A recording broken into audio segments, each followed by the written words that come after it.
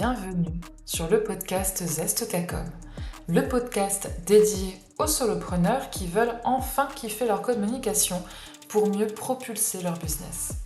Je suis Faustine, graphiste indépendante, et ma mission est de démocratiser la communication.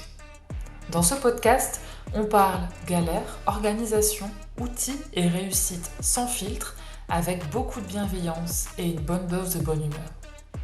L'objectif ? Décomplexer la communication et repartir avec un shot d'inspiration et d'astuces concrètes. C'est parti pour l'épisode du jour. Bonjour Leïla et bienvenue dans ce nouvel épisode de podcast.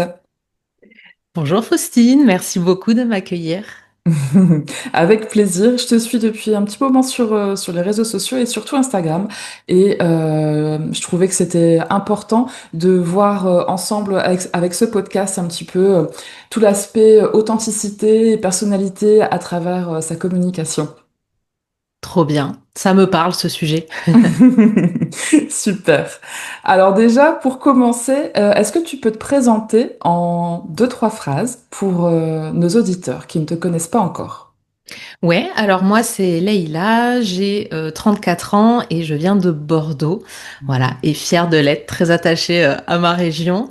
Ça va faire bientôt 7 ans que j'entreprends actuellement, je dis actuellement parce que j'ai fait plusieurs pivots lors de ma petite carrière maintenant d'entrepreneur.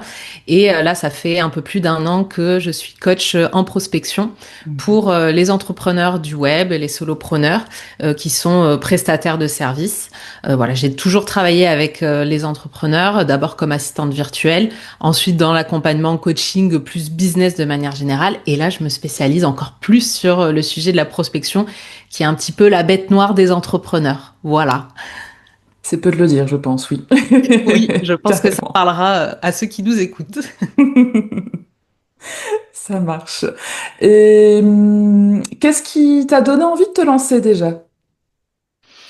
Alors c'est une bonne question. En fait, moi c'est pas, je me suis pas dit en gros, ah c'est sûr, je veux absolument être entrepreneur. Ça a été plus les rencontres et les opportunités en fait qui m'ont amené petit à petit là.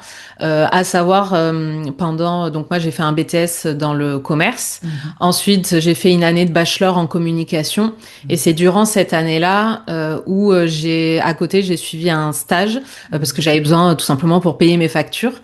Et donc, j'ai pris un stage en tant que chargée de com dans un café-théâtre. Ok. J'étais sur Lyon à cette époque-là pour mes études. Et en fait, c'est là que j'ai découvert déjà le mode de travail à la tâche. C'est-à-dire que, en fait, il y avait pas d'horaire. Il y avait pas, tu vois, de contraintes. C'était pas en mode, je devais arriver le matin à 9 heures et repartir à 17 heures. J'avais mon patron qui, en gros, m'a dit, écoute, nous, on a des missions qu'on fixe ensemble et tu t'organises comme tu veux. Tu viens au théâtre bosser quand tu as envie, tu peux bosser aussi de chez toi. Enfin, il y avait une totale liberté. Et c'est vraiment là déjà que j'ai eu ce déclic de ah, c'est pas inintéressant de bosser comme ça. Je voyais que j'étais vachement plus efficace que par exemple pendant mon BTS que j'avais fait en alternance où là j'étais pour le coup dans un hôtel 4 étoiles, c'était très normé, j'avais un uniforme, c'était de 8 heures à 17 heures, etc. Et je voyais déjà que c'était pas forcément un mode de travail qui me correspondait. Et donc là, ça a vraiment planté la graine de je veux pouvoir travailler selon mes propres règles. Donc Mhm. c'est un peu comme ça que j'ai commencé à m'intéresser à l'entrepreneuriat.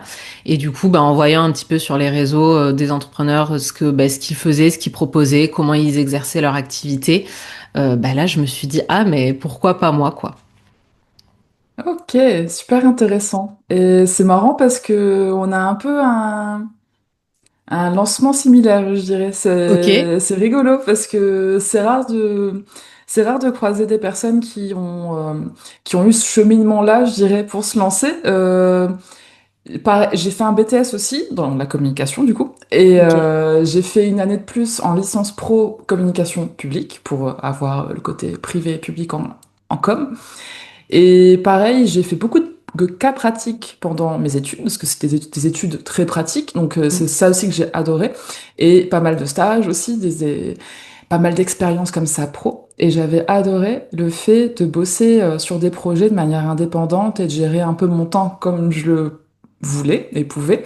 et de gérer mes tâches aussi comme je l'entendais aussi à mon rythme et puis selon aussi ma créativité, selon ce que je voulais faire, etc. quoi, vraiment tout gérer. Et c'est pour ça que je me suis lancée aussi pour ce côté vraiment indépendance et vraiment de gérer à ma façon quoi. Ah, Donc trop ouais, c'est rigolo. intéressant. Ouais, je me reconnais beaucoup du coup dans aussi ce que ton parcours, ouais. Ouais, c'est rigolo, c'est rigolo. Et du coup, je suppose que cet aspect liberté est important pour toi quand t'es à ton compte. Enfin, c'est un moteur important pour toi. Ouais, carrément, Mm. carrément. Je pense comme beaucoup d'entrepreneurs, voilà, cette liberté, alors non seulement dans la façon de travailler, hein, purement et simplement, ne Mhm. serait-ce que le rythme. Voilà, tu parlais de respecter sa créativité, son énergie, à Mhm. ça. La liberté aussi de choisir les projets, les Oui. clients avec qui on a envie de travailler pour vraiment y mettre du sens. Encore une fois, je fais le parallèle avec mon alternance. Ça, c'est là où d'ailleurs j'ai commencé la prospection parce que j'étais clairement commerciale, voilà, itinérante. Et je détestais ça parce que les services que je vendais, la manière, enfin voilà, de vendre, Mhm. l'argumentaire, tout ça, ça ne faisait absolument pas sens. Et pour moi, je trouvais ça, enfin vraiment, ça me plaisait pas. Je pouvais pas y mettre les valeurs que j'avais envie d'y mettre. Et je voyais que clairement, j'étais nulle, je me sentais inutile. Donc ça, c'est hyper important pour moi aussi de trouver du sens là-dedans pour me sentir animée, utile et vraiment alignée à mes valeurs et à qui je suis, quoi. Bah ouais, non, c'est clair, c'est clair. Ok, bah écoute, top, super intéressant. Et du coup, quand tu t'es lancé à ton compte, quelle a été ou allez, tes deux premières actions de com? Qu'est-ce que tu as choisi de faire en premier? Alors, moi, la petite particularité quand même, c'est qu'il y a une petite transition qui s'est faite entre Mhm, quand j'ai terminé mon stage et mhm. quand je me suis lancée, que j'ai vraiment créé mon statut de micro-entreprise. C'est que j'avais déjà commencé à faire une première action de com qui Ouais. a préparé le terrain, en fait, sans que je m'en rende compte et qui a vraiment amené ce jour où je me suis dit, bon, bah, allez, go, je crée mon statut.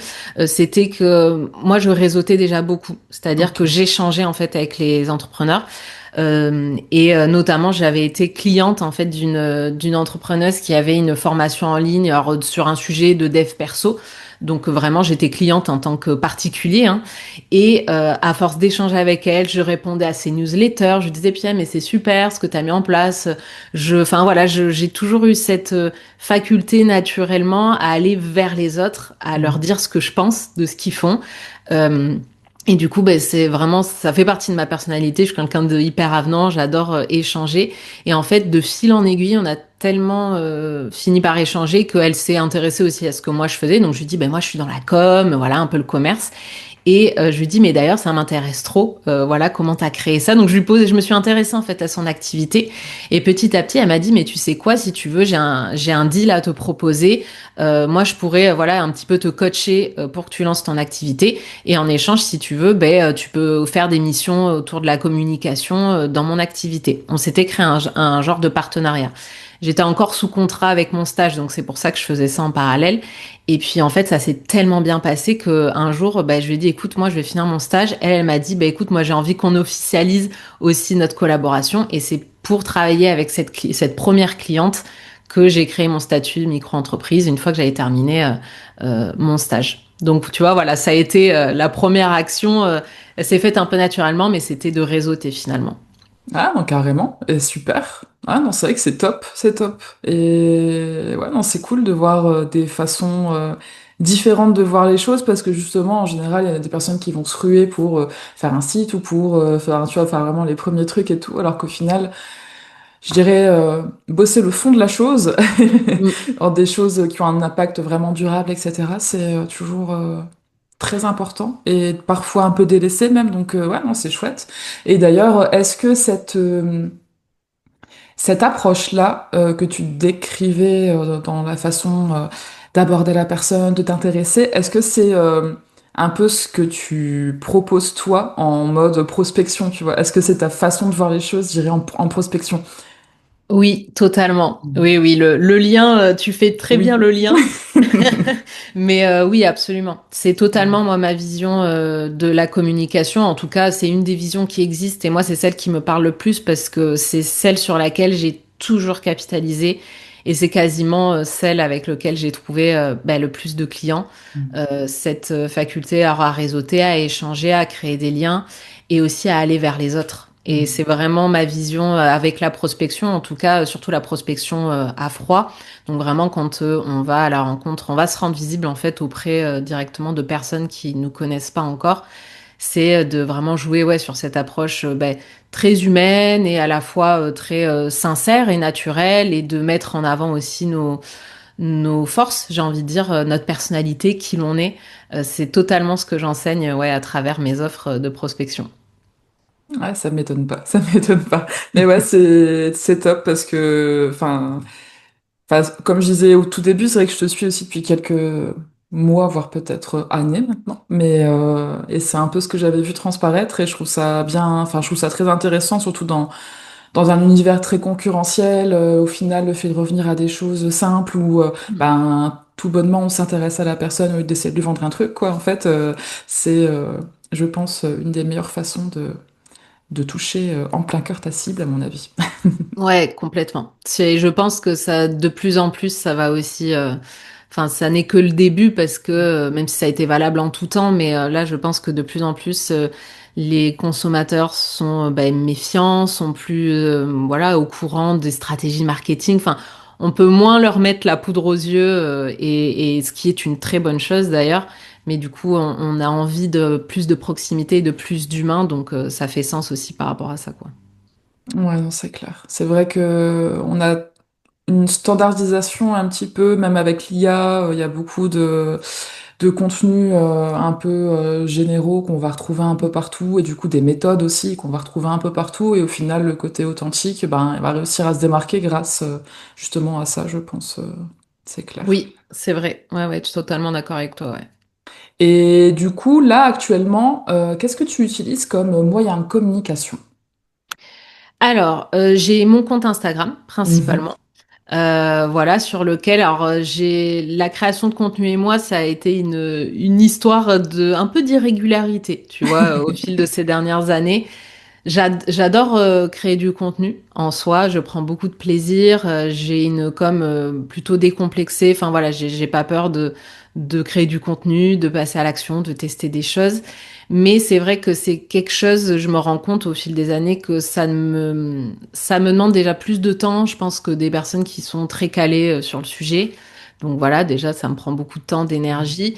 Et puis, je pense que ça repose pas à 100% vraiment sur ma zone de génie et aussi, j'ai envie de dire, parce que c'est souvent lié à ce qui tout simplement m'anime et on va dire, me fait kiffer à 100%, Mhm. tout simplement. Parce que je pense que dans toutes les stratégies, quelles qu'elles soient, et encore plus en communication, ce qui est important, c'est de faire des choses vraiment qui font sens pour nous et qui nous donnent beaucoup de plaisir, quoi. Donc en fait, dans la création de contenu, j'ai un peu ce truc j'ai l'impression de parler moi toute seule à plusieurs personnes. Et en Mhm. fait, je sens que moi, dans ce mode de communication, c'est pas là où je suis, c'est pas là où je m'éclate le plus. Moi, vraiment, ce que j'aime, c'est les relations privilégiées, le one-one, vraiment échanger de manière individualisée. Et du coup, ben ça, alors je le fais beaucoup, notamment dans les DM. Moi, j'adore échanger en DM Insta. Quand on réagit à mes stories, j'adore à ce que ça donne lieu à des échanges, à m'intéresser à ce que font les personnes et tout. Donc, je mise beaucoup sur ça. Aussi, toujours hein, ce fameux réseautage, donc d'essayer de créer des relations, de garder le lien. Notamment ces dernières années, j'ai travaillé et je continue toujours de travailler avec Maëlan, voilà, qui a créé la Micropreneur Academy. Mhm. Et ça, j'ai toujours adoré garder un lien avec toutes les personnes qu'on a pu accompagner au sein de la formation. Ben voilà, de les suivre sur Insta, qu'on garde ce lien-là. Et là, plus récemment, ben justement, avec la sortie de ma dernière offre, là, en date, qui date vraiment du mois dernier, donc c'est une offre de un peu délégation de la prospection. Mhm. Alors, c'est pas de l'outsourcing commercial, hein, c'est-à-dire que vraiment, je crée en fait toute la stratégie, si tu veux, pour les entrepreneurs.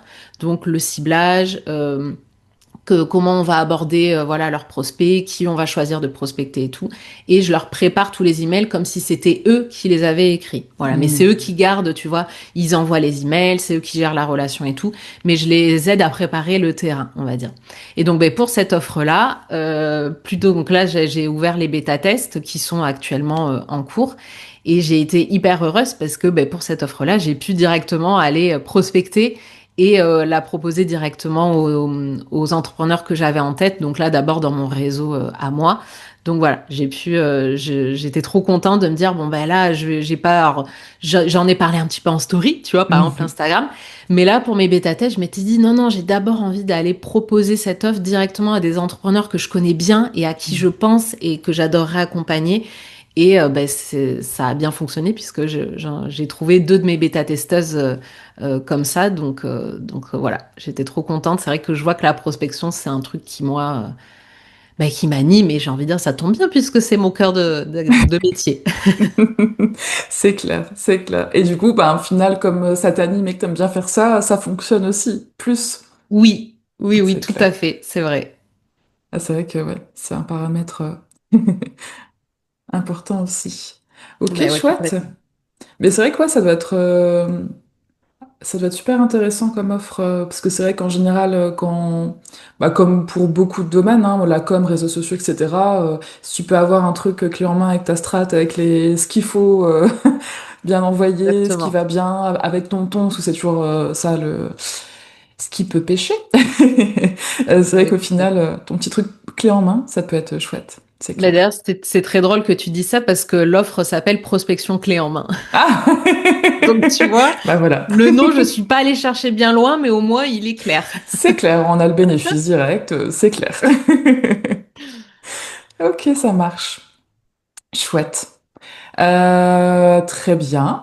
Comme je disais au tout début de la vidéo, ce que j'aime bien dans ta com, c'est vraiment que tu mets de toi dedans. On sent que c'est, voilà, il y a des petites anecdotes, ce que je disais, je te suis sur Instagram et même la newsletter depuis un peu moins longtemps. Et pareil, il y a des petites références. On en avait parlé, François Damien, des Oui. trucs comme ça qui m'ont bien fait rire personnellement. Et je trouve ça super chouette de faire ça. Enfin, on a l'impression de lire un... Par exemple, pour l'email, hein, je reprends cet exemple-là, de lire un email qu'on aurait reçu d'une copine entrepreneur, en fait, donc dans le sens, elle s'y connaît, on a des bons conseils et en même temps, c'est pas ennuyeux, c'est chouette à lire, et que ce soit pour Instagram, que ce soit pour ta newsletter, enfin, il y a un fil conducteur, enfin, il y a vraiment quelque chose de très cohérent. Et du coup, je vais en arriver à ma question. Et du coup, je voulais savoir un petit peu comment tu fais, du coup, pour réussir à mettre vraiment de toi dans ta com de manière aussi précise et que vraiment on se dise, on a vraiment l'impression de l'avoir en face de nous, même si on ne te connaît pas forcément dans la vraie vie. Mais déjà, merci beaucoup pour tes retours, ça me fait super plaisir. Et là, pour reprendre la petite anecdote de François Damiens, souvent quand j'écris et que, alors, parce qu'en en fait, moi, je pars dans mes délires, si tu veux. Ouais. Je me dis pas, enfin, je me demande pas, et du coup, ça va commencer un petit peu à répondre à ta question. Je me demande pas comment ça va être pris en face. Mhm. Je dis vraiment les choses comme moi, ça me fait marrer de les dire. Et je suis d'ailleurs mon premier bon public. Alors ça fait un peu bizarre, dit comme ça fait un peu la meuf qui s'auto-kiffe. Mais voilà, moi je partage, en fait, il se passe des trucs dans ma tête que je ne contrôle pas. Et ça sort, et tu vois, et je ne m'auto-censure pas, je ne me dis pas comment ça va être perçu. Et du coup, quand je vois que ça résonne chez les gens, donc voilà, qui comprennent mes vannes, que ça leur a décroché un sourire, ben c'est là où par contre je suis hyper contente parce que bah, pour moi c'est la com, l'humour aussi, c'est du partage avant tout. Donc c'est ça qui est chouette. Donc franchement, merci beaucoup déjà pour ton retour. Ça m'avait fait trop plaisir quand tu m'avais dit ah mais oui, j'adore la ref et tout. Donc trop bien. Et du coup, ben, en fait, je me rends compte que c'est pas comment j'arrive à le faire, c'est plutôt que je me rends compte que je ne sais pas faire autrement. Et je suis comme ça, je suis vraiment bah, comme ça dans la vie de tous les jours, je suis comme ça avec mes proches, avec mes amis. Et c'est un truc, on en revient un petit peu à cette notion de liberté qu'on Mhm. disait au début de l'épisode. L'entrepreneuriat, moi, je vois ça vraiment comme la possibilité d'être 100% moi-même, Hmm. comme j'aime être, en fait. Et encore une fois, je pense que ma première expérience, ma première alternance m'a beaucoup un peu traumatisée par rapport à ça. Ce truc de pas être moi, de voilà déjà d'avoir un uniforme dans lequel j'étais pas bien là, je Hmm. me sentais déguisée et j'avais l'impression que pour être valorisée, il fallait que je sois quelqu'un d'autre. Et j'ai l'impression que dès que j'essayais d'être quelqu'un d'autre, ben ça ne marchait pas. Et enfin, tu vois, il y avait un peu ce truc où j'avais l'impression de me travestir et vraiment d'aller à l'encontre de qui j'étais. Et ça, c'est un truc ben, qui m'a fait beaucoup souffrir et qui me faisait perdre confiance en moi. Et vraiment, l'entrepreneuriat, ça a été pour moi un vecteur ouais, d'expression de qui je suis. Et ça m'a vachement donné confiance en moi de me dire, ben, je suis comme ça, que ça plaise ou non, c'est parce que ça, j'ai toujours été OK avec le fait que ça puisse ne pas résonner chez les gens. Et c'est une vraie liberté, en fait, quand tu comprends que ben, t'acceptes de pouvoir être jugé, que ça ne résonne pas chez les gens, ben, tu te dis, il n'y a aucun problème, en fait. Les goûts et les couleurs, il y en a pour tout le monde, justement. Et c'est ça qui est chouette. Et du coup, tu te sens totalement libre, tu te sens un petit peu, alors, inatteignable, c'est le mot est peut-être un petit peu fort, mais je trouve que dans l'entrepreneuriat, c'est une des plus belles leçons qu'on puisse avoir, c'est de se dire, je vais être moi et les gens chez qui ça résonnera pas ou qui me jugeront pour ça, ben il y a aucun problème en fait. Moi, ce qui compte, c'est les gens avec qui ça va résonner et on voit que ça apporte 1000 fois plus de choses que de se concentrer sur ben, qu'est-ce que les gens vont pouvoir penser, de chercher aussi la validation de tous. Ça en fait non, c'est plus stressant qu'autre chose. Donc tu vois, moi c'est vraiment, je me sers de ça pour bah ouais pour kiffer en fait mon quotidien et de me dire je ne sais pas faire autrement et ce qui compte, c'est les gens avec qui vraiment ça fait sens et avec qui ça résonne, quoi. Trop bien, trop bien. Je sais pas si ça répond à ta question. Oui. Oui, oui, complètement. Complètement. J'étais en train de me dire justement, ça répond très bien. Et en même temps, au final, on y va, quoi. Enfin, Oui, donc, au final, c'est pas, de ce que je comprends, t'as pas une, enfin, entre guillemets, une méthode pour être oui, naturelle. Tu te dis, allez, j'y vais. De toute façon, genre, je suis à mon compte pour kiffer, pour être libre, donc je le fais à fond, quoi. Enfin, et du coup, ouais, ça te vient, encore une fois, naturellement, entre guillemets, hein, parce que j'imagine bien qu'il y a du taf derrière, hein. Mais je veux dire, au final, tu laisses parler vraiment ce que ton toi, savoir un ouais, peu ce que t'as envie de dire, quoi, vraiment, etc. Donc, ouais, non, c'est cool, c'est cool. Mais c'est vrai que complètement. je te rejoins et je trouve que c'est pas facile de garder cette ligne. Après, on est tous différents aussi, mais moi j'étais beaucoup comme ça. Je le suis encore, mais je me rends compte que à force, avec les expériences, etc., le fait d'être à son compte depuis longtemps, que des fois ça peut un peu varier, tu vois. Enfin, des fois je me rends compte que bah, je vais être un peu plus prise dans est-ce qu'il faudrait pas faire ça comme stratégie ou est-ce qu'il faudrait pas faire ça, donc du coup je vais perdre un peu de vue ce côté un peu plus naturel, humour qu'il peut y avoir, tu Mm. vois. Et j'ai l'impression que c'est pas toujours facile d'avoir toujours ce côté. Euh, En gros, je m'en fous. Moi, j'y vais. Je fais mon truc et je me fais kiffer, quoi. Ouais, je vois ce que tu veux dire. Ben, c'est intéressant ce que tu dis parce que ça n'empêche pas en fait d'avoir ces moments-là. Moi aussi, hein, Mhm. je les ai. Ces petits moments où soit je perds un peu le flow, je perds un peu Mhm. l'inspi, ou des fois je vais dans une direction et puis en fait après coup avec le recul, je suis là. Ah putain, merde, ça en fait je me rends compte que je l'ai fait un peu parce que je croyais qu'il fallait que je le fasse ou que sur le moment je croyais que c'était une bonne idée. Et en fait, je me rends compte après coup que ah bah non, ça me correspond pas ou ah bah non, mince, ça fonctionne pas assez. Mhm. Euh, donc ça n'empêche pas d'avoir ces moments. Ce qui est cool par contre, et c'est là où je suis hyper reconnaissante d'avoir ça et je pense que c'est une vraie force. En tout cas, moi je le vois comme ça dans mon aventure entrepreneuriale, c'est d'avoir ce moment de prise de conscience et de me dire ah ouais, non, en fait, là, je me suis trompée, ou ah ouais, non, ah merde, je suis passée à côté du truc, et de me dire, bon, ben, c'est pas grave, on go, enfin, on rebondit, au moins j'ai l'info maintenant, et, et on repart, voilà, sur des bases qui me font plus sens, ou je réajuste. Donc vraiment, ça, je pense que c'est le propre de l'entrepreneuriat, on a toujours ces moments où on s'éloigne un petit peu des fois du truc, ou alors sur le moment, ça avait vraiment sens, et puis en fait, on se rend compte que 2 mois après, ça fait plus du tout sens. Ben génial, on est libre, donc on peut en fait ajuster les choses. Et ça, je pense du coup, tu vois, tu disais ben, que j'avais pas forcément de méthode.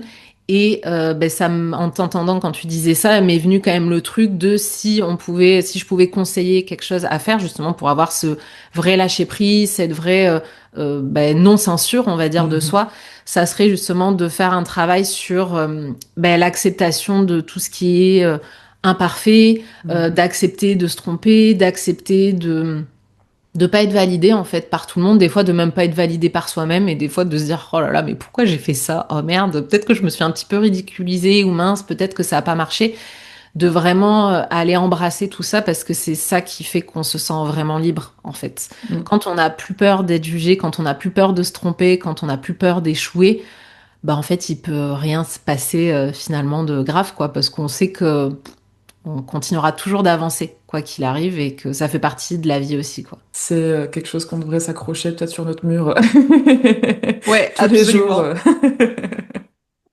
C'est clair. Et ça me fait penser du coup, quelle a été ta plus grosse galère dans ta com, je dirais, ou dans ton business depuis que tu t'es lancé? Hum, c'est difficile de choisir parce qu'il y en a eu plein. On va dire, si, il y en a quand même une que je vois.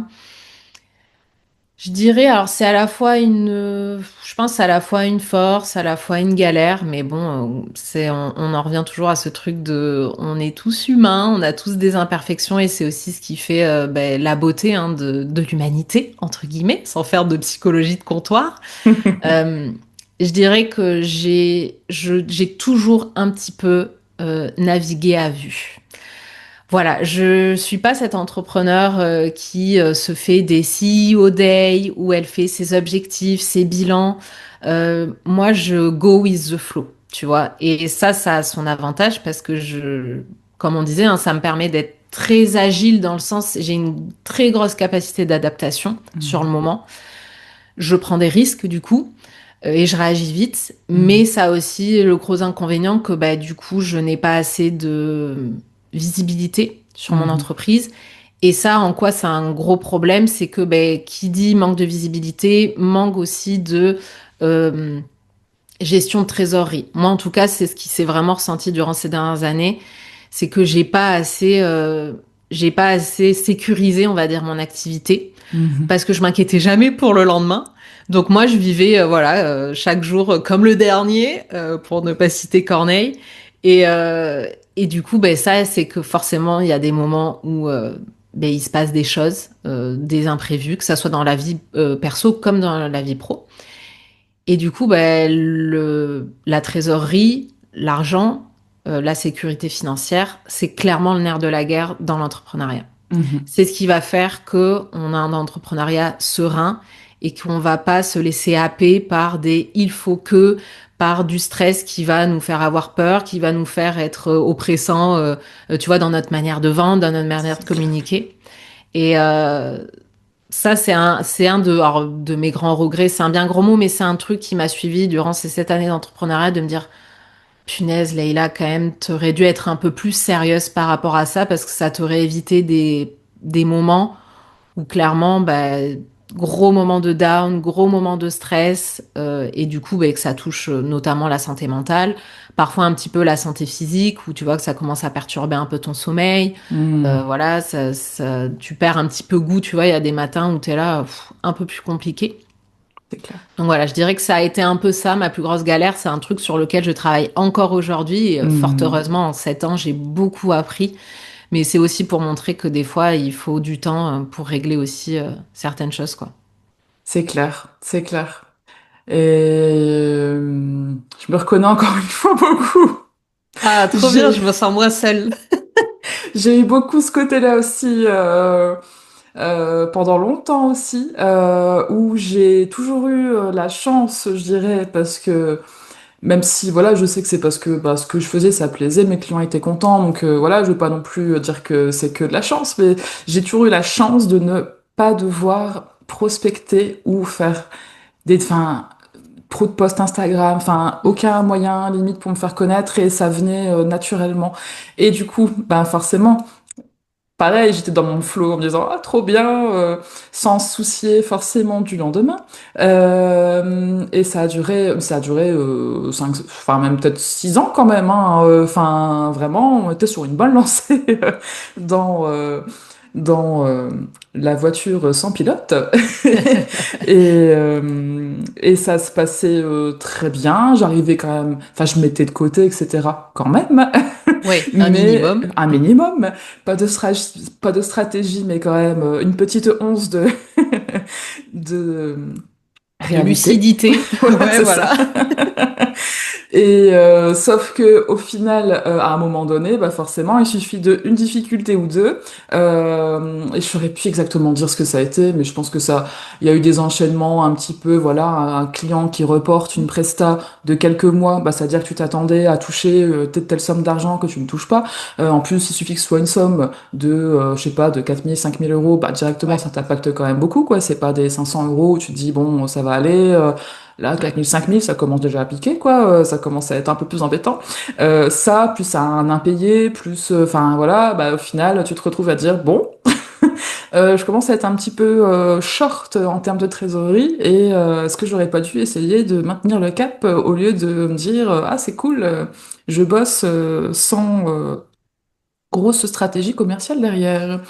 ouais. Donc je me suis pris voilà un petit peu ça et pareil j'ai dû enfin essayer j'ai dû commencer à vraiment me dire bon ok il faut que je me fixe mes journées pareil CEO donc là je me mets des projets au trimestre que je découpe après en mois en semaines et donc Ouais. du coup je me bloque des créneaux pour ma boîte etc. Et ce qui est Trop bien. marrant c'est que je kiffe aussi ce côté-là. Enfin, et même ça aussi, pareil, je kiffais ce côté développement d'entreprise parce que c'est aussi pour ça que je me suis lancée. J'aime bien gérer plein de tâches. J'aime bien Ouais. gérer, voilà, le fait de gérer ma boîte, trouver des nouvelles idées. Tiens, est-ce que je lancerai pas une nouvelle offre? J'adore lancer des nouvelles offres. C'est un problème. C'est un gros problème. Oui, ça, je peux comprendre. C'est un gros problème parce que il suffit que je parle avec quelques clients où je me rends compte qu'il y a un problème commun et je me dis oh, si je faisais ça et ce serait trop bien Ouais. et je leur en parle et ils me disent ah trop bien je me dis ah purée je me dis ah mais non il faut que j'arrête mais c'est vraiment un gros souci mais du coup j'aime bien ce côté recherche d'idées en permanence en fait et du Ouais. coup recherche d'idées pour se développer pour se rendre visible pour faire des offres pour enfin pour plein de choses et du coup le Hmm. fait d'être à son compte c'est ce que j'aime aussi c'est ce côté vraiment gérer plein de trucs tu t'ennuies pas t'as pas la routine donc je kiffais ça et en même temps je le faisais pas. Et donc là maintenant du coup je l'ai un peu plus intégré dans ma routine au quotidien même. Et c'est vrai que bah, au moins il y a un peu une tranquillité entre guillemets qui s'installe et t'as quelque chose de palpable aussi, tu peux quantifier aussi derrière quoi, te dire j'ai prévu ça, c'est censé faire tel effet derrière, est-ce que c'est du chiffre d'affaires, est-ce que c'est des appels, des trucs comme ça. Donc Ouais, ouais, je vois complètement. bien. Ah non, mais c'est trop bien et c'est hyper intéressant ce que tu partages et je pense que c'est le truc vraiment à mettre en place dès le début. Voilà, c'est hyper, hyper important parce que en fait, pourquoi c'est hyper important? C'est, tu sais, on dit le savoir, c'est le pouvoir. Ben, c'est Mm. exactement ça en entrepreneuriat. En fait, on est toujours, et c'est ce qui fait qu'on adore entreprendre, on a ce pouvoir créatif. Mhm. On est toujours dans la projection de ah ouais, je pourrais mettre ça en place. Et donc ça, c'est génial et ça a Mm. son gros avantage parce que ben, du coup, on passe à l'action, on crée des choses et c'est cool. Mais en attendant, si on garde pas les pieds dans le présent, et qu'on regarde pas le chemin parcouru, on ne sait pas ce qu'il en est. On n'a pas de visu sur les indicateurs. Et ça, comme tu l'as dit très justement, quand tout roule et c'est génial. Et c'est le jour où, et il faut partir du principe que de toute façon, c'est le propre de la vie, c'est Mm. toujours instable, c'est toujours incertain. Et c'est cool, c'est ça aussi qui fait que c'est fun et que c'est, voilà, ça fait partie vraiment de la vie. Mais ce jour où un peu, il y a non, j'allais être un peu vulgaire, j'allais dire il y a une C dans le potage, mais on va dire il y a un grain de sable dans l'engrenage, voilà. Mais c'est là où clairement, si on n'est pas solide sur ses appuis et qu'on n'a pas assuré nos arrières, il y a tout qui peut s'écrouler. Et ça, c'est tellement dommage. Et là, pour remonter la pente, ça peut être très compliqué. Et d'ailleurs, c'est pour ça qu'il y a plein de voilà d'entreprises qui peuvent fermer du jour au lendemain. Alors, ça peut être des fois des phases de transition, des personnes qui retournent au salariat. Et ça, d'ailleurs, Mhm. c'est absolument pas un échec, c'est une vraie réalité. Et c'est totalement OK. Mhm. Mais c'est sûr que si on veut penser voilà, à son entreprise et prendre bien soin d'elle, c'est hyper important de toujours mettre le nez dans OK, on en est où? Qu'est-ce que je mets en place là pour assurer mes arrières, pour voir venir, quoi, tout simplement. Bah ouais, non, c'est clair, c'est clair. Et du coup, comment tu fais pour garder, je dirais, un bon mood au quotidien? Parce que vu qu'on parlait un peu, voilà, du fait que bah, c'est pas linéaire, l'entrepreneuriat, que ce soit en termes de taf, des fois, voilà, t'as toujours des petits soucis, ça peut arriver, ou des fois, bah, c'est juste que t'as pas forcément le moral, quoi. Tu te lèves comme ça, t'as moins envie parce que t'as moins d'impatience, parce que t'es claqué, enfin, peu Ouais. importe. Mais du coup, comment tu fais, toi, pour essayer de garder un bon mood au quotidien? Alors, vaste sujet, parce que derrière bon mood, en fait, il peut se cacher plein de choses. Donc, je vais Mhm. parler, moi, de mon histoire à moi. Je dirais une première chose vraiment qui m'a aidée durant toutes ces années et qui en fait m'aide voilà au quotidien, c'est d'être très bien entourée. Ça pour moi l'entourage c'est vraiment essentiel, c'est primordial. C'est des vrais repères, tu vois, comme on disait, ben, la trésor, c'est le repère vraiment de ton entreprise, de la santé de ton entreprise. Ben, la santé mentale de l'entrepreneur, pour moi, elle a besoin d'avoir des piliers autour d'elle parce qu'on est des êtres sociaux. On a besoin de communiquer, on a besoin d'échanger. On a besoin d'être en lien en fait avec les autres et on a besoin d'être dans des relations sécures. Donc pour moi, Mhm. c'est vraiment un des piliers essentiels d'avoir des gens avec qui on sait que on peut être nous-mêmes, c'est-à-dire aussi bien partager les bons moments, donc les petites avancées de notre entreprise, que d'être dans des moments plus difficiles où on rencontre des doutes, des galères. C'est hyper important d'avoir des gens qui vont savoir accueillir tout ça, en fait, tout simplement. Donc ça, pour moi, c'est un des gros piliers qui m'aide dans mon quotidien. Donc ça passe par ben, mon chéri, ça passe par mes amis très proches, voilà, ça passe aussi par la famille. Mais en tout cas, je veille à vraiment, j'allais dire sélectionner. Ça fait un peu bizarre dit comme ça, hein. Mais il n'empêche que je pense que c'est vrai. À un moment donné, il faut aussi choisir des gens avec qui s'entourer. Et quand je dis s'entourer, ça veut pas dire que ceux qui rentrent, enfin, qu'on sent qu'ils sont peut-être pas capables d'avoir cette présence-là hyper soutenante, ben, qu'on doit les sortir de notre vie. Absolument pas. Normal que dans un cercle, voilà, on a plusieurs types de relations et c'est génial. Mais il faut sélectionner les gens avec qui on va se confier, avec qui vraiment on va se montrer tel qu'on est. Et ça, il n'y a pas besoin d'en avoir beaucoup, hein. Moi, je sais que ça se compte sur les doigts d'une main. Donc voilà, ça c'est le premier pilier qui me permet d'avoir un bon mood. Un autre pilier, moi, dans mon histoire de vie, ça a été de faire un vrai travail sur ma santé mentale. Moi, j'ai souffert d'anxiété chronique pendant des années. Mhm. Là, je suis hyper contente de dire que ça y est, j'ai guéri de cette anxiété chronique et forcément, ben, ça aide à garder un bon mood au quotidien, on va pas se mentir. Et donc là, c'est de pas hésiter aussi pour entretenir son bien-être en fait au quotidien, de se faire aider, de se faire accompagner. Moi, je me fais suivre toujours par ma psy bah, avec qui j'ai guéri de mon anxiété. Donc ça fait maintenant 3 ans, je crois que j'ai démarré cette thérapie.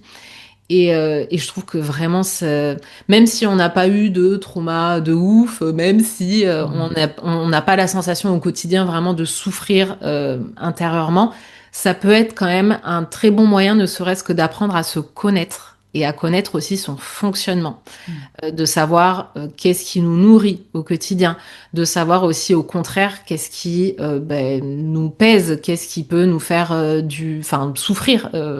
Et ça, vraiment, on en revient à ce truc de la connaissance, hein.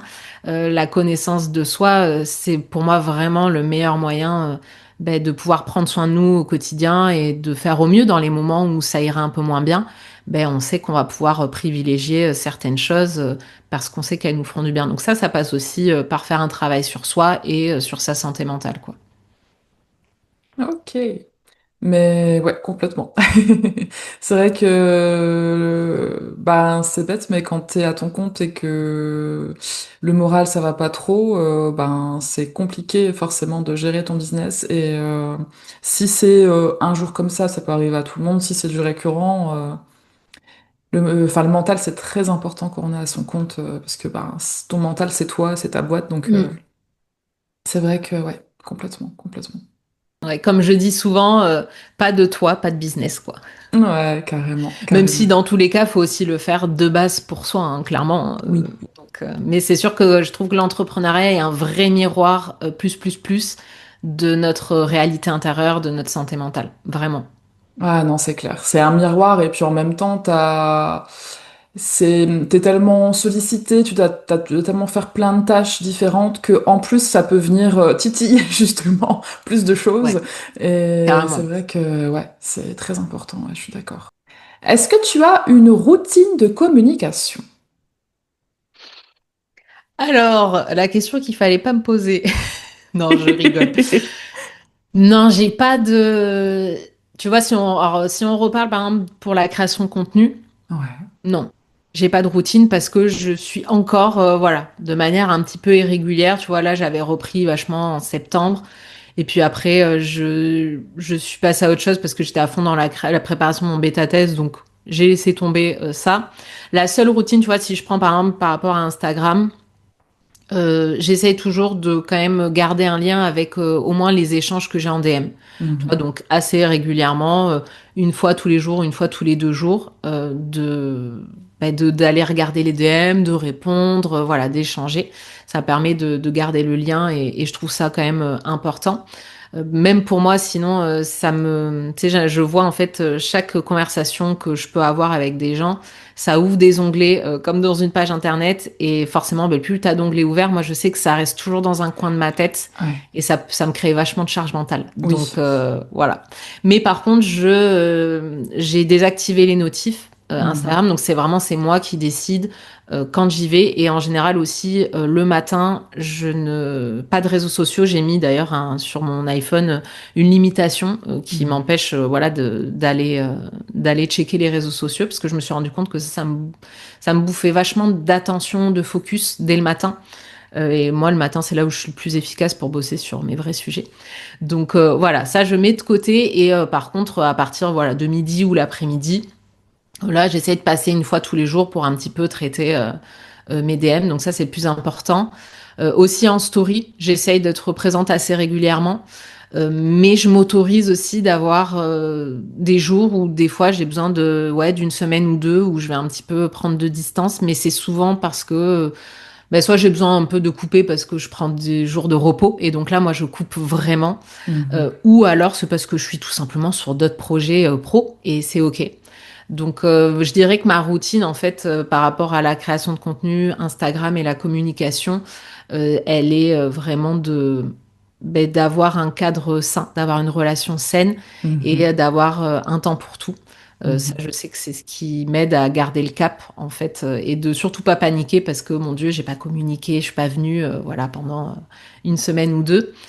Après, on va pas se mentir, c'est aussi selon les priorités du moment. Oui. Là, typiquement, j'étais dans le lancement de mon bêta-test. En fait, j'ai prospecté. Donc, c'est pour Ouais. ça aussi que je me suis autorisée à pas forcément aller sur Instagram parce que mes actions de communication et de vente, elles étaient ailleurs. Mhm. Donc ça, voilà. Et du coup, ce qui m'amène à ma deuxième un peu routine, là, par rapport à la communication plus de prospection, de démarchage, parce que moi, je vois vraiment ça, ça n'est, enfin, avant d'être de la vente, c'est aussi de la communication, c'est tout simplement aller voir des gens et de leur dire, coucou, j'ai cette offre qui existe. Ou alors de dire coucou, j'existe pour les personnes qui ne nous connaîtraient pas encore. Et là, j'ai plus une routine là que je vais suivre vraiment de manière rapprochée avec mon CRM. Donc un CRM, c'est un fichier client où on va suivre vraiment tous les prospects en fait. Donc j'entends prospects, les personnes qui nous connaissent et qui ont confirmé un intérêt pour notre thématique ou pour une de nos offres. Voilà, avec qui Mhm. on a eu déjà soit des échanges, des questions. Donc ça, moi, c'est ce que je constitue vraiment comme un prospect. Et après aussi tous les clients et les anciens clients. Et donc là, c'est chaque semaine, je me connecte à mon CRM, je suis les échanges, je me cale des relances pour revenir aux nouvelles.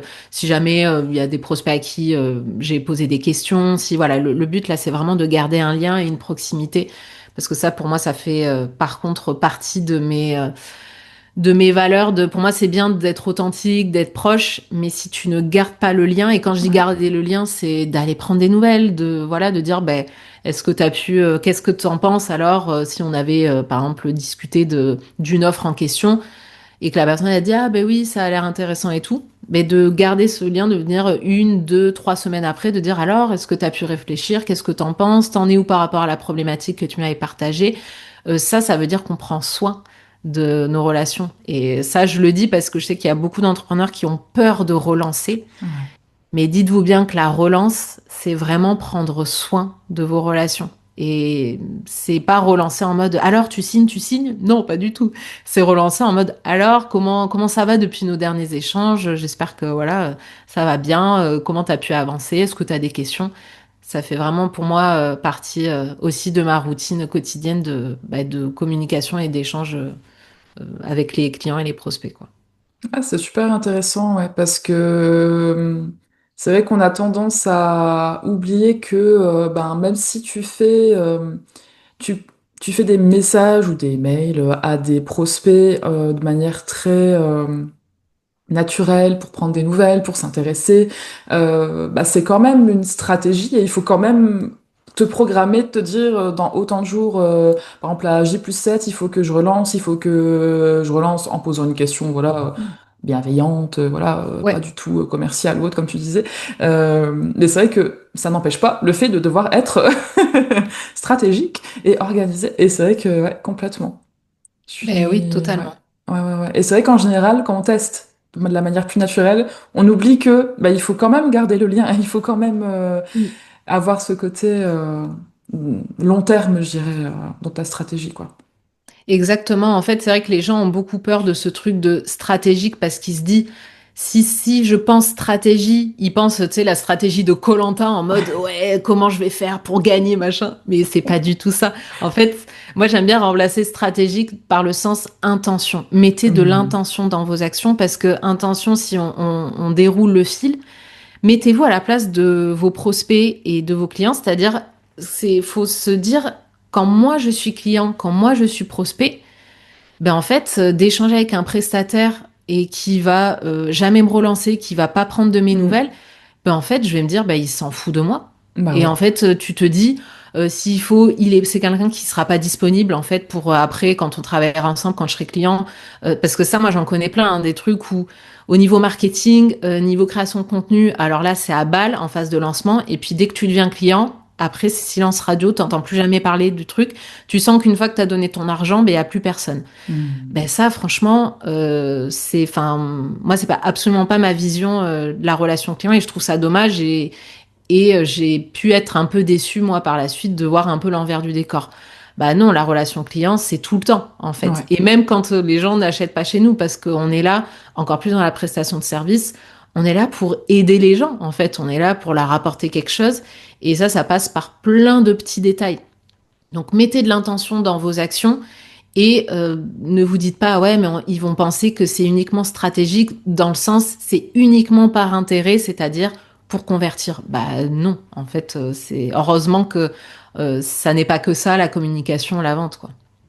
Bah oui, non, c'est clair, c'est clair. Et ça me rappelle aussi une phrase que j'avais entendue, je crois que c'était Sandra Scanella de la F Collective qui en parlait, mais qui disait que bah, quand on parle de notre offre, on a souvent tendance à se dire ouais, mais du coup, on a l'impression que je vends mon truc, quoi. Je vends mon truc pour me faire de l'argent, c'est mon seul but, alors qu'il faut juste que je puisse en vivre, mais c'est pas, j'ai pas envie de le vendre à n'importe qui et de force, etc. Tu vois, je veux pas être perçue, bah, souvent comme expression, être un marchand de tapis. Et Ouais. souvent, elle disait, bah oui, mais à l'inverse, dites-vous que, enfin, votre offre, enfin, si votre offre, elle est bien pensée, qu'elle répond à un besoin précis et une douleur d'un client potentiel, en fait, vous lui rendez service, enfin, vous lui retirez un problème, vous avez une solution à son problème. Donc, du coup, dites-vous vraiment que bah, quand vous communiquez avec une personne qui pourrait être intéressée par votre service, dites-vous que enfin, vous arrivez avec une solution à son problème et que ça va l'aider. Et c'est pas je viens vendre mon truc de force. Bah non, parce qu'à partir du moment où ça répond à un besoin réel et à une douleur d'une personne, c'est pas vendre ton truc, c'est proposer quelque chose, une solution à un problème et que ce soit durable et que ça règle son problème, quoi. Et que la Ouais. personne puisse se concentrer sur d'autres tâches ou autre. Et c'est vrai que changer la façon de percevoir cet aspect-là, c'est vrai que c'est très important aussi, je trouve, ouais. Ouais, absolument. Bah, t'as tout dit, c'est exactement ça. C'est de se dire ce qu'on crée a du sens. Et on en revient aussi à ce qu'on disait tout à l'heure de d'où l'importance d'être, alors d'être passionné, oui, mais surtout de se sentir utile à travers ce qu'on Hmm. propose et de savoir le vrai sens qu'on met derrière. Et ça, d'ailleurs, ça fait aussi, moi, c'est un truc sur lequel je travaille beaucoup avec mes clients. C'est ce truc de ne vous dites pas que vous êtes là pour convaincre les gens dans le sens essayer par A plus B de leur prouver que vous avez raison, que vous êtes le meilleur et tout. La vente, c'est pas ça, on s'en fout. Hmm. C'est vraiment de montrer aux gens que ben, s'ils ont tel problème ou qu'ils ont envie, moi je travaille beaucoup avec l'envie, s'ils ont envie de travailler sur ça, ben, de leur montrer qu'on est la bonne personne. Mais ça, c'est montrer, ça veut dire que ben, ça fait aussi partie du jeu d'accepter que la personne, elle me dise oh ben non, c'est pas le bon moment pour moi, bah non, là en ce moment c'est pas possible pour moi, ou je n'en ai pas envie, ou ben en fait je me rends compte que je pense que tel autre prestataire sera peut-être plus, enfin j'ai plus de feeling avec cette autre personne. Ben génial, moi je dis toujours ce qui compte c'est que les clients, ben ils soient bien. En fait, moi ce qui compte c'est que les gens, ils kiffent faire les choix qu'ils font, que Mhm. ça soit pour me choisir mon offre ou pas du tout. Mhm. Donc il y a aussi cette notion de, on a du mal, encore une fois, à accepter ben, le rejet. Ça, je sais qu'en prospection, c'est une grande peur. Alors qu'en vrai, c'est pour moi, c'est un non-sujet. Encore heureux ben, que les gens nous disent pas oui, amen à tout. Enfin, sinon, ça serait une secte, en fait. Donc non, nous, on est là pour dire, bah, écoute, moi, j'ai créé ça et voilà ce que ça peut apporter. Si ça fait sens pour toi, si c'est le bon moment, si voilà. Par contre, il faut faire un vrai travail de rassurer, de dire, ben moi, tu m'as parlé de telle problématique. Voilà, moi, concrètement, en quoi je peux t'aider. Là, par contre, c'est vrai qu'il faut montrer des arguments, mais des arguments qui sont réels. C'est pas des arguments qui vont chercher à manipuler. Et Oui. ça, une fois qu'on a compris cette vraie distinction, ben, ça libère vachement parce qu'on kiffe parler de nos offres parce qu'on est fier de l'aide qu'on peut apporter. Mais on Mhm. ne dit jamais que par contre, bah, les gens sont libres de s'en saisir ou non.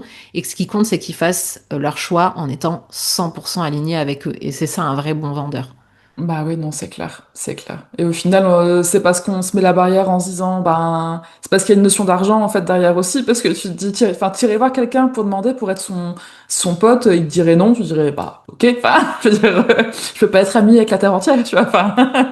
Mais là, comme il y a une notion d'argent, bah du coup, tu le vis un peu plus mal, je trouve. Il y a un côté où puis t'as plus l'impression de passer pour quelqu'un d'autre. Enfin, c'est vraiment Ouais. ça.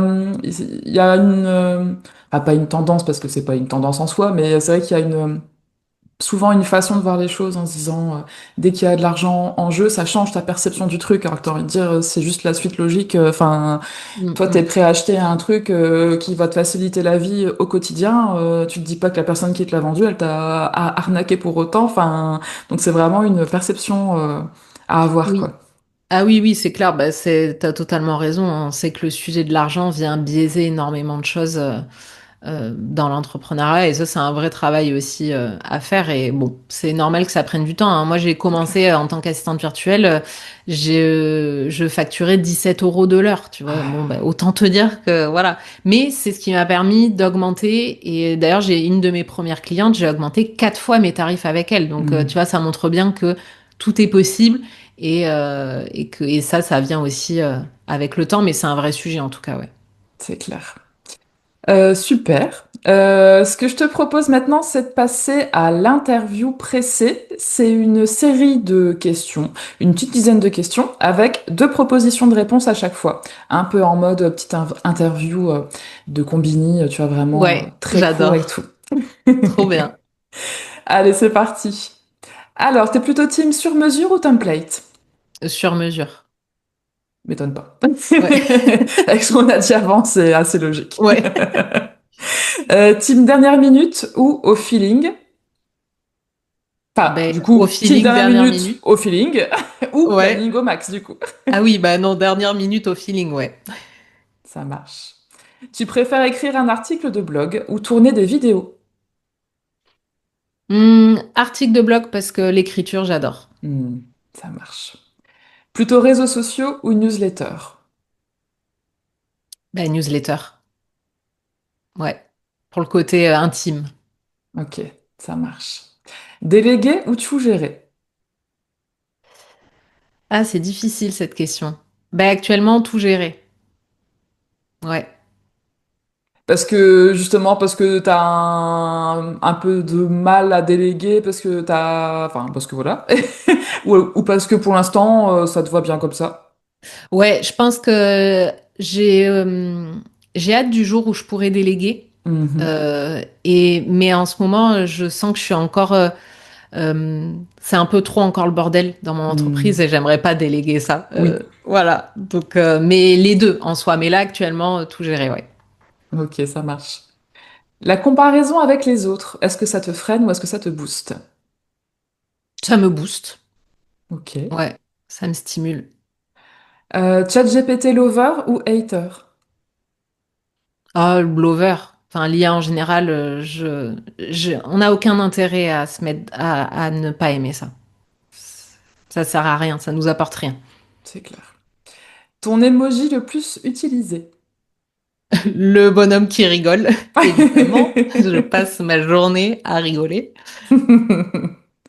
Canva, tu gères ou tu patauges? Ah, je gère, j'adore. Trop bien. Ta boisson préférée pour bosser? Café, thé ou citronnade? Café. Je peux en boire que 2 max par jour, sinon je tachycarde, mais j'adore le café. C'est ma grande passion. Ça marche. Ta com, tu l'as fait en musique, en silence ou en bingeant Netflix? En musique, Ok. j'adore. Impossible de regarder en fond Netflix ou quoi. Impossible de faire Hmm. les deux. Que pour la com ou pour d'autres tâches aussi, enfin, du Pour coup, tout, que ce pour soit impossible. absolument tout. Ouais. Ah ouais, moi, quand je suis devant une vidéo YouTube, Netflix, même un téléfilm de Noël, Ouais. je suis obligée de regarder l'écran. Genre vraiment comme les gosses. Ah, je ne sais pas faire deux choses à la fois. Mais par contre, bosser en musique, j'adore. Mais musique sans parole la plupart du temps parce que Ouais. sinon, j'arrive pas à me concentrer. Je comprends. Est-ce que t'es plutôt hyper connecté ou slow life au quotidien? Slow life. Ma passion, la slow life. Ça marche. Et enfin, quelle est l'idée reçue qui t'emmerde le plus sur ton métier? Oh, ben que la prospection, c'est pour les forceurs, clairement. Je pense que c'est la plus grosse idée reçue. C'est clair. Ça marche. Super, merci. Alors, où Avec est-ce qu'on peut plaisir. te retrouver, Leïla? Et bien sûr, Instagram. Voilà, clairement, c'est là que tout se passe. Mhm. Donc, c'est Holo Studio. Mhm. Je crois qu'il y a le tiré du bas avant. Tiré Il du me bas et semble. Holo Studio. Ouais. Euh, Holo, Holo. Et studio comme studio. Donc, voilà, sur Instagram, en story, en DM. C'est là aussi où je partage du coup mon actu avec mes offres. Je partage Mhm. mes liens, etc. Ok, super. Merci beaucoup, Leïla. Eh ben, merci à toi, c'était très très chouette et merci encore de m'avoir invitée. J'ai été ravie de cet échange. Avec plaisir. Merci à toi.